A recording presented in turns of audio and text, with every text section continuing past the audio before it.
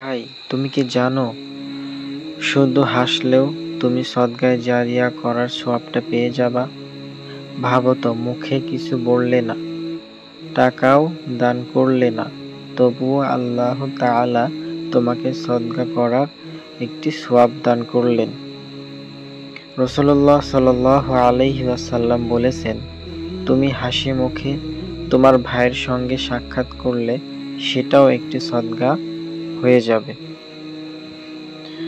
আজ আমরা টাকা দিলে তবে ভাবি যে আমরা আমল করলাম, নামাজ পড়লে তখনই আমরা ভাবি আমল করলাম, কিন্তু একটা হাসি, একটা সুন্দর আচার ব্যবহার, এটাও আল্লাহর কাছে অনেক বড় একটা ইবাদত।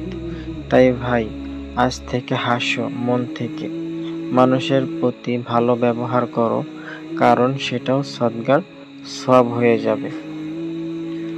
আল্লাহ তাআলা আমাদের সবাইকে এমন সুন্দর আচরণ করার তৌফিক দান করুন, আমিন। আর এই ভিডিওটা শেয়ার করে দাও তোমার বন্ধুদের কাছে, যেন তারাও হাসি মুখে সদকা করে সওয়াবটা নিতে পারে।